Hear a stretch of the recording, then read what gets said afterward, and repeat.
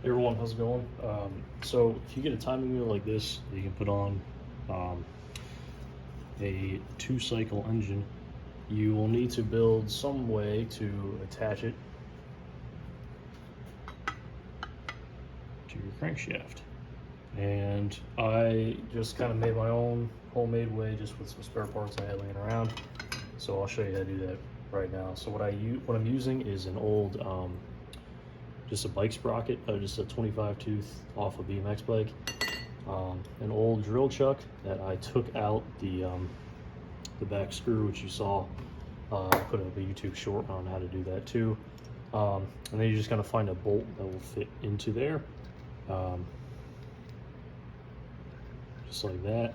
This happens to be actually the bolt that comes on, that came with my flywheel puller tool that I got off eBay.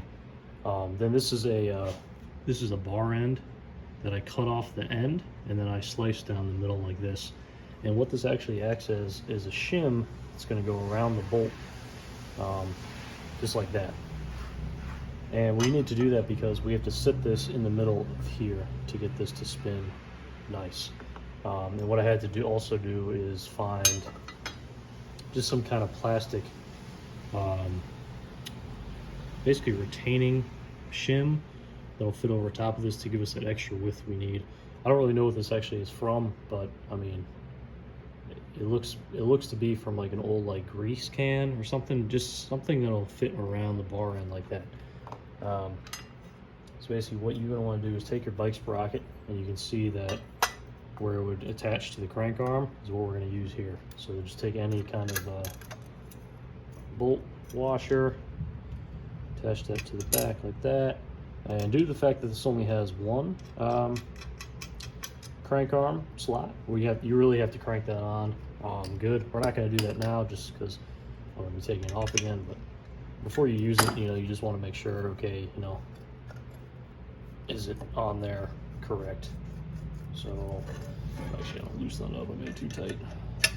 The nice thing about the sprocket though is it's highly adjustable, because it has that's what it's made for. And I say I'm not gonna do too tight, and I did like the tightest I've ever made it.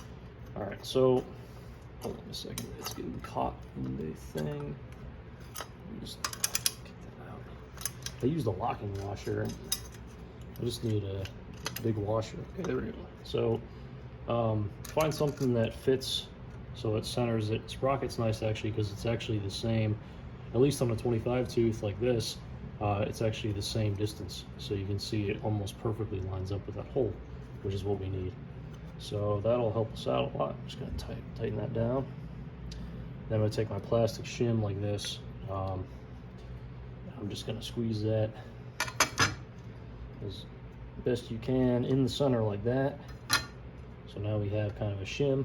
So now we take our bolt with the bar end on it, and we're just going to basically fit that into the center like this.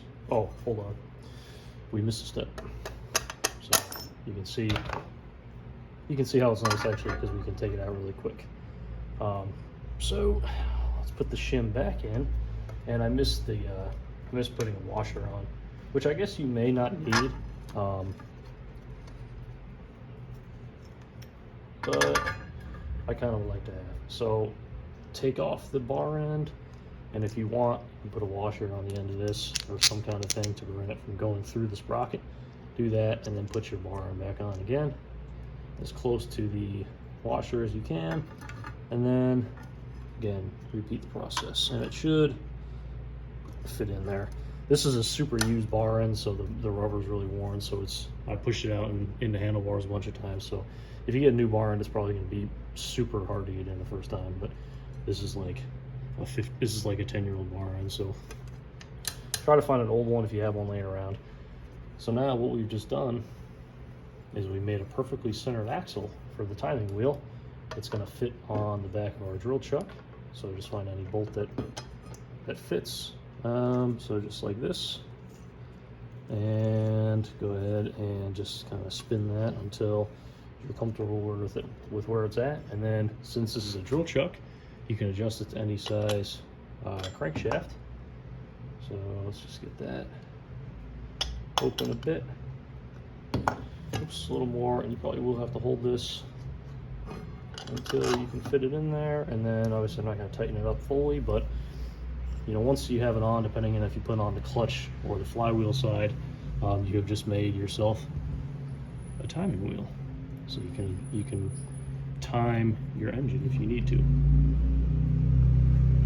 So that will spin when you tighten that down, and it's as centered as you make it to be, really, with what parts you have laying around. But this is how I did it, just with scrap parts I had laying around. Again, the only one you might have to buy maybe is the bolt for the chuck, but if you have an old drill laying around and you can take it apart, try it out. I don't know if they sell adapters for putting it on, like an axle, a crankshaft.